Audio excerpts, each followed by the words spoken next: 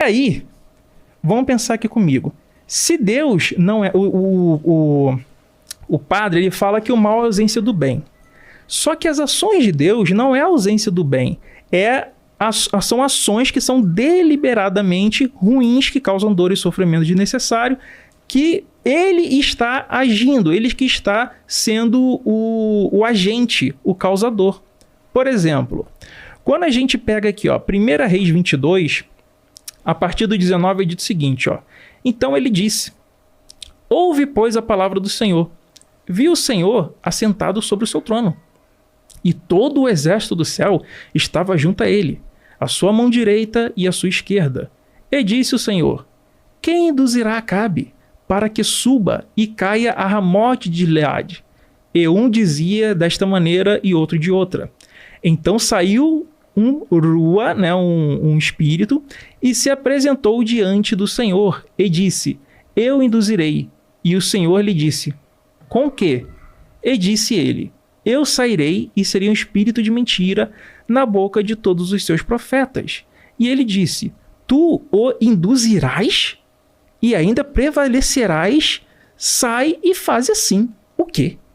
O próprio Deus convocou um espírito de mentira, né, uma entidade de mentira, e colocou para ela atuar contra os profetas. E aí no 23 diz assim, ó: agora, pois, eis que o Senhor pôs o espírito de mentira na boca de todos estes teus profetas, e o Senhor falou o mal contra ti. E aí o padre, ele falou sobre livre-arbítrio, mas livre-arbítrio é uma invenção cristã depois, né, posterior, porque Deus, durante toda a Bíblia, ele fala que ele cria o vaso de honra e o vaso de desonra.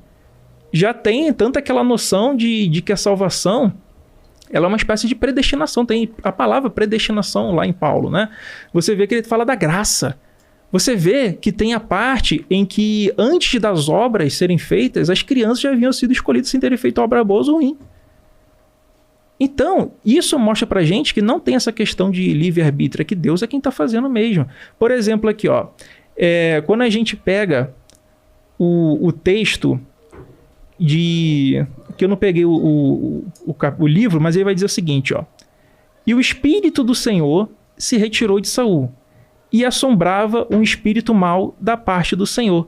E aqui nós temos Veruar e Arvá. Então esse Veru e Arvá não é um espírito diferente, é o próprio Espírito de Deus atuando sobre ele.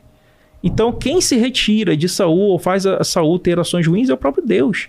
Então isso é maldade ativa de Deus, não uma maldade de ausência de Deus, é o próprio Deus atuando. Então não tem como ser, o mal é a ausência do bem, não, porque Deus é o criador do mal, né? Tanto que nós vamos ter passagens que vão demonstrar que o próprio Deus, ele faz isso quando é dito que Deus, ele é o Satã. E Satã é uma palavra hebraica que vai significar opositor. Por exemplo, e a ira de Deus acendeu-se porque ele ia, e o Malar e Arvar pôs-se-lhe no caminho, por adversário. Então nós temos a palavra Malar e Arvar Baderek le Satã. O próprio Malar e Arvar, o próprio anjo do Senhor, sendo chamado de Satã, de opositor. Entendeu? Então quando a gente tem aqui, por exemplo, a passagem: então Satanás se levantou contra Israel e incitou Davi a enumerar Israel. E em outra passagem nós temos: e a ira do Senhor se tornou a acender contra Israel e incitou a Davi contra eles, dizendo: vai, enumera Israel e Judá. São referências de passagens cruzadas que também se referem a Deus como opositor, como Satã. Então isso aqui são coisas ativas, né? Então você tem maldade de Deus onde ele fala essa coisa aqui, cara. Isso aqui para quem é pai, você que é pai aí que está assistindo. Você é pai, o Robertinho, o Rodrigo, vocês são pais? Sim. Então todo mundo aqui tem filho, pai, né, cara? O Jason tá ali, tem filho, todo mundo tem filho. Todos somos pais, então, até o padre é pai. Mas olha isso aqui, ó. Comerás o fruto do teu ventre, a carne de teus filhos e de tuas filhas, que o Senhor teu Deus te deu, no cerco e no aperto com que os teus inimigos te apertarão. Isso aqui é o próprio Deus fazendo o povo ser cercado e tendo uma fome tão grande que eles terão que comer a carne dos próprios filhos. De sorte que o homem delicado e muito exigente entre vós será duro para com seu irmão e para com a mulher do seu seio, e nenhum deles da carne de seus... e nenhum deles da carne de seus filhos, que ele comer por nada que lhe resta, no cerco e no aperto, com que o teu inimigo te apertará em todas as portas. Depois Desculpa, professor, essa passagem qual que é? De qual livro? Deuteronômio 28. Tá. Mas também tem em Jeremias, tem em Ezequiel, por exemplo, 5:10 vai dizer, ó, portanto os pais comerão a seus filhos no meio de ti, e os filhos comerão a seus pais, e executarei juízo. Quem executará juízo? O próprio Deus. E espalharei a todos os teus restos ao vento. Aí você vai ter aqui, por exemplo, em Isaías 3,16, e das suas crianças serão despedaçadas perante os seus olhos, as suas casas serão saqueadas e violadas as suas mulheres. Oséias 13,16, vê se isso aqui é coisa de um Deus de amor, cara. Olha isso aqui, Oséias 3,16, Samaria levará sobre si a sua culpa, porque se rebelou contra o seu Deus. Olha aqui o narcisismo aqui, né? Cairão a espada, seus filhos serão despedaçados e as suas mulheres grávidas serão fendidas pelo meio. Isso aqui é a crueldade em sua essência, a maldade do homem, do ser humano que escreveu. Quando o padre fala, isso aqui foi o homem que escreveu. Isso aí é frase de ateu. Né? Eu, como ateu, falo isso. Realmente, a Bíblia inteira é um mito criado por homens que têm questões políticas ali. E uma das questões políticas que nós temos na história da humanidade é a escravidão. A escravidão foi uma das coisas na história humana mais perversas, malignas, que a gente pode conceber como pessoas de bens e cidadãos de bens e honestos. E algum dia ter existido escravidão no nosso mundo. E olha que coisa cruel e insana. Eu estou aqui nas minhas mãos uma bula papal de Nicolau V. Vocês já ouviram falar dessa bula? Essa bula se chama Dum Diversas e nós temos uma outra chamada Romanus Pontifex. Já ouviu falar delas, pá? Já. Essas bulas, para quem não conhece, elas vão autorizar, são os papas da Igreja Católica Apostólica Romana, autorizando a escravidão de pessoas em todo o Novo Mundo. A escravidão de indígenas, de negros, de todos os povos do Novo Mundo.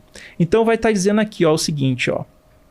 Nós vos concedemos, reis da Espanha e Portugal, por este presente documento, né, que é a Dum Diversas e a Romanus Pontifex, uma bula papal de Nicolau V, com a nossa autoridade apostólica, plena e livre permissão para invadir, procurar, capturar, dá até tristeza ler um negócio desse, e subjugar os sarracenos, que eram os inimigos, né, muçulmanos, e pagãos e quaisquer outros descrentes e inimigos descritos onde quer que estejam, bem como os seus reinos, ducados, condados, principados e outras propriedades, e reduzir as suas pessoas à servidão perpétua.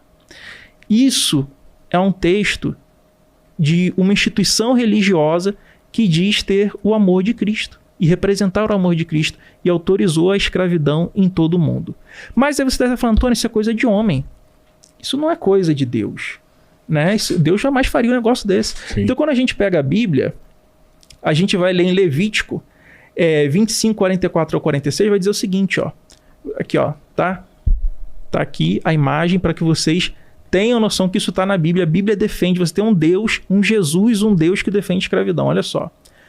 Quanto aos teus escravos e as tuas escravas que tiveres, serão das nações que estão ao redor de vós. Deles comprareis escravos e escravas.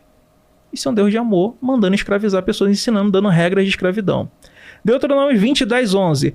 Quando te aproximares de uma cidade para combatê-la, apregoar-lhes-ás a paz. E será que, se ela te responder com paz, e te abrir as portas, todo o povo que se achar nela te será tributário e te servirá. Ou seja, serão escravos, além de pagar impostos, né? Êxodo 21, a partir do 1.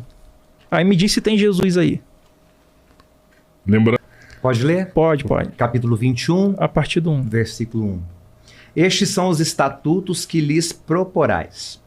Se comprares um servo hebreu, 6 anos servirá, mas ao 7º sairá forro de graça. Se entrou só com o seu corpo, só com o seu corpo sairá. Se ele era homem casado, sairá sua mulher com ele. Se seu Se seu senhor lhe houver dado uma mulher, e ela lhe houver dado filhos ou filhas, a mulher e seus filhos serão do seu senhor, e ele sairá só com seu corpo. Mas se aquele servo expressamente disser: eu amo a meu senhor e a minha mulher e a meus filhos, não quero sair forro, então seu senhor o levará aos juízes e o fará chegar à porta ou ao postigo, e seu senhor lhe furará a orelha com uma sovela e o servirá para sempre, que era aquele brinco, igual usa para marcar gado. E se algum vender sua filha por serva, não sairá como saem os servos. Se desagradar aos olhos de seu senhor e não se desposar com ela, fará que se resgate. Não poderá vendê-la a um povo estranho, usando deslealmente com ela. Mas, se a desposar com seu filho, fará com ela conforme o direito das filhas. Se lhe tomar outra, não diminuirá o mantimento desta, nem a sua veste, nem a sua obrigação marital. E se lhe não fizer estas 3 coisas, sairá de graça sem dar dinheiro. Lê para mim agora o 20 e o 21. Êxodo 21, versículo 20. Se alguém ferir a seu servo ou a sua serva com vara e morrerem debaixo da sua mão, certamente será castigado. Porém, se ficarem vivos por 1 ou 2 dias, não será castigado, porque é seu dinheiro. Então reparem bem, tá, galera? O que nós temos aí, eles traduzem como servo para dar aquela amenizada, né? É tipo trocar favela por comunidade, é como se resolvesse o problema. É como se fosse passar perfume em bosta. Não tem condições isso. Então, ali a palavra hebraica é eved, é escravo. Assim como no grego é doulos, que é escravo. Tanto que nós temos em Efésios 6,5: vós, escravos, obedecei a vossos senhores segundo a carne, com temor e tremor, sinceridade de vosso coração com a Cristo. Como a Cristo. Compara a escravidão, a servidão, como eles vão servir aos senhores de escravo, né? Como que eles têm que servir a Cristo, eles têm que servir o seu de escravo, né? Colossenses 3,22: vós, escravos, obedecei em tudo a vossos senhores segundo a carne, não servindo só na aparência, como para agradar aos homens, mas em simplicidade de coração, temendo a Deus. 1 Timóteo 6:1-2: todos os que estão debaixo do jugo da servidão considerem seus senhores por dignos de toda a honra, para que o nome de Deus e a doutrina não sejam blasfemados.